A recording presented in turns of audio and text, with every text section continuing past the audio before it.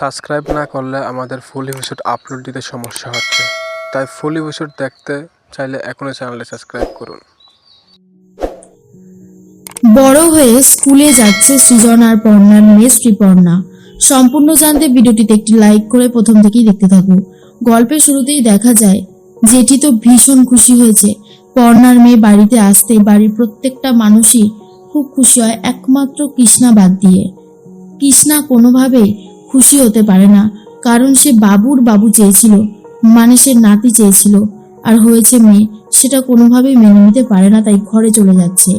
এরপর অনুবাবু টানতে টানতে কৃষ্ণাকে নিয়ে আসে আর বলে, আরে কৃষ্ণা চলোই না, আমাদের নাতনিটা কত সুন্দর হয়েছে দেখবে, চলো। চোখ ফেরাতে পারবে না ওর দিক থেকে, বুঝলে তো, চলো চলো, আরে এসোই না। তখনই কৃষ্ণা বলে, ছেড়ে দাও বাবু বাবা, আমি যাব না, আমি বলছি তো যাব না, আমি সহ্য করতে পারছি না, আমার তো নাতনি হবার কথা ছিল না, আমার তো নাতি হবার কথা ছিল। এরপরেই পর্ণা তখন বলে, মা আমি জানি আপনার মেনে নিতে অসুবিধা হচ্ছে, কিন্তু ও তো আপনার নাতনি, ওকে আপনি আশীর্বাদ করবেন না? আমার ওপরে আপনার যত রাগই থাকুক না কেন, এই বাচ্চাটা তো কোনো অন্যায় করেনি, আপনি আপনার ভালোবাসা থেকে ওকে বঞ্চিত করবেন না মা, তাহলে আমার খুব কষ্ট হবে, সৃজনও কষ্ট পাবে। এরপর সৃজন বলে, মা তুমি তোমার নাতনিকে আশীর্বাদ করবে না? তখন ঠাম্মি বলে, মেজ বৌমা তোমার সুখে থাকতে ভূতে কিলো, জানো তো। আরে বাবা, তুমিও তো একজন মেয়ে, তুমি এই রকম করছো কেন? তখনই কৃষ্ণা বলে, এই মেয়েটার উপরে আমার সব থেকে বেশি রাগ পর্ণা। পর্ণা, তুমি ওই মতিকে যেভাবে অপমান করেছিলে, মতির অভিশাপেই তোমার মেয়ে হয়েছে, বুঝতে পেরেছো? পর্ণা তখন বলে, তাতে ক্ষতিটা কি হয়েছে মা? মেয়েরা কি মানুষ না? আপনি তো নিজে একজন মেয়ে, তারপরেও এই কথাগুলো কি করে বলছেন? আমি তো আপনার কথা কিছুই বুঝতে পারছি না। এর মধ্যেই সৃজন বলে, মা যা হবার হয়ে গেছে, তুমি এখন এই সমস্ত কথা বলতে পারো না কিছুতেই। দেখো এখানে আমরা প্রত্যেকে কত খুশি হয়েছি, তুমি যদি এই রকম করতে থাকো না মা, তাহলে আমারও খুব কষ্ট হবে, সেটা অন্তত বোঝো। এর মধ্যেই জেঠু তখন বলে, সব থেকে বড় কথা হলো তুমি এরকম করছো কেন মেজ বউ? আরে বাবা, পর্ণার মেয়ে হয়েছে, বুঝতে পারছো? পর্ণা তো নিজেই 10টা ছেলের সমান, আর ওর মেয়ে সে আরো 20-25টা ছেলের সমান হবে, বুঝেছো? যে এসেছে তাকে ভালোবেসে আপন করে নাও, দেখবে ভালো হবে। এত কিছু বোঝানোর পরেও কৃষ্ণা বুঝতে চাই না। আর তখনই জেঠু বলে, বুঝতে হবে না, মেজ বউ কখনোই বুঝতে পারবে না।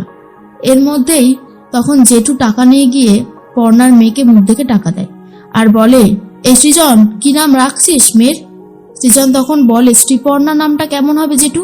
তখন জেঠু বলে, ধুস, ওর নাম হবে পুটি। আর এটা নিয়ে বেশ হাসি ঠাট্টা চলতে থাকে। তখনই পর্ণা বলে, সৃজন তোমাকে একটা কথা জিজ্ঞেস করব? সৃজন তখন বলে, হ্যাঁ হ্যাঁ জিজ্ঞেস করো না।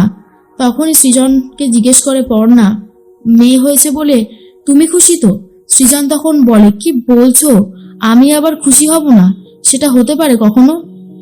আমি দারুণ খুশি হয়েছি। এরপর পুটি তো প্রথমেই পা ছুটতে শুরু করে সৃজনের দিকে, আর সৃজন বলে, ওরে বাবা, এ তো মায়ের থেকেও দেখছি এক কাঠি ওপরে হবে। আর এটা নিয়ে সবাই হাসাহাসি করছে। দিনটা অনেক তাড়াতাড়ি এগিয়ে যাচ্ছে, দেখতে দেখতে পুটির মুখে ভাতের সময় চলে এসেছে। মামা পিকলু বসিয়েছে কোলে, আর তারপরেই মুখে দিচ্ছে দুধে ভাত, আর তারপরেই পর্ণার মেয়ের মুখে ভাত হয়ে গেছে। আর পর্ণা তো ভীষণই খুশি। আস্তে আস্তে পুটিকে নিয়ে সবাই হই হুল্লোড় আনন্দ করতে থাকে। দেখতে দেখতে আবার পুটির হাতে খড়ির সময়ও চলে এসেছে। বছরগুলো অনেক তাড়াতাড়ি কেটে যাচ্ছে। এরপরে সরস্বতী পুজোতে পর্ণা ঠিক করেছে পুটির হাতে খড়ি দেবে, তার জন্য পুরুত মশাইও চলে এসেছে। জেঠু তখন বলে, সৃজন শোন শোন, এ তুই কাকে নিয়ে এসেছিস রে? এর তো মির্গি রোগ আছে এই ব্রাহ্মণের। তখনই সৃজন বলে, জানি দাদু, জানি জেঠু, কিন্তু ব্যাপারটা হচ্ছে কি বলতো, আরে আজকে সরস্বতী পুজো এতই চাপ যে আমি ঠিক সময়ে ব্রাহ্মণ জোগাড় করে উঠতে পারিনি, তাই তো এনাকে নিয়ে এসেছি। তখন জেঠু বলে, কিন্তু এর তো শুনেছি মির্গি ব্যারাম আছে, এখন যদি পুজো করতে করতে মির্গি হয় তখন হঠাৎ কি হবে? বলতে না বলতেই শুরু হয়ে গেছে পুরোহিতের মির্গি। যা দেখার পরেই পর্ণা সৃজন সবাই মিলে জল টল দিয়ে বসায়, আর পুরোহিত মশাই তাড়াতাড়ি করে বাড়ি চলে যায়। তখনই সবাই মিলে বলে, যা, তাহলে আমাদের পুটির হাতে খড়ি কি করে হবে? পর্ণা তখন বলে, আমি হাতে করে দেব আমার মেয়ের। তখন কৃষ্ণা বলে, সবটাই তুমি করবে? তুমি জানো না পুরুত মশাই ছাড়া হাতে খড়ি হয় না? তখন পর্ণা বলে, বাচ্চারা মায়েদের কাছ থেকেই সবকিছু শেখে প্রথমে, তাহলে হাতে খড়িটা কেন নয়? মায়ের কাছ থেকে প্রথম মাতৃভাষা শেখে, স্কুল যাওয়া সবটাই মায়ের মাধ্যমে হয়, তাহলে না হয় হাতে খড়িটাও মায়ের মাধ্যমেই হোক। এরপর পর্ণা নিজে পুটির হাতে খড়ি দেয়, আর যেটা দেখার পর সবাই ভীষণ খুশি হয়ে গেছে। হাতে খড়ি দিতে না দিতেই চলে এসেছে এরপরে স্কুল যাওয়ার সময়। পর্ণার মেয়েকে স্কুলে তো কিছুতেই নিয়ে যাওয়া যায় না। তারপর দুই দাদু, অমিবাবু আর জেঠু দুজন মিলে পুটির সাথে খেলতে খেলতে পুটিকে স্কুলে নিয়ে যাবে বলে ঠিক করেছে। তার মধ্যেই পর্ণা এসে বলে, দেখি দেখি দেখি আমার মেয়েটা আজকে কত বড় হয়ে গেছে, স্কুলে যাচ্ছে। সৃজন তখন বলে, সত্যি, দেখতে দেখতে আমাদের পুটি স্কুলে চলে যাচ্ছে, সময় কত তাড়াতাড়ি না কেটে যাচ্ছে। এদিকে ঠাম্মিরও অনেকটা বয়স হয়েছে, ঠাম্মিরও চলতে ফিরতে এখন অনেকটাই বেশি সমস্যা হয়। জেঠুরও বয়স হয়ে গেছে। পর্ণারা সবাই খুব খুশি এখন। এরপরেই জেঠু তো বুবাইকে খুব মারধর করতে থাকে, কারণ বুবাই আগেরবার তো মাধ্যমিকে ফেল করেইছে, এবছরেও সেভাবে আর পড়াশোনা করছে না, এভাবে পাশ করাবে বলে ঠিক করেছে জেঠু, তাই বারবার করে বলছে পড়তে বসতে। সৃজন তখন বলে, মশলার বিজনেসে বুবাইকে বসতে হলে মাধ্যমিক পাশটা অন্তত করতেই হবে, তাই জেঠু চেষ্টা করে যাচ্ছে বুবাইকে যাতে পাশ করানো যায়। আর এর মধ্যেই মৌমিতা আর অয়নেরও অনেকটা পরিবর্তন হয়ে গেছে, কারণ তারা আর কোনো শয়তানি বুদ্ধি করছে না। সেই জন্য পর্ণাও খুব খুশি।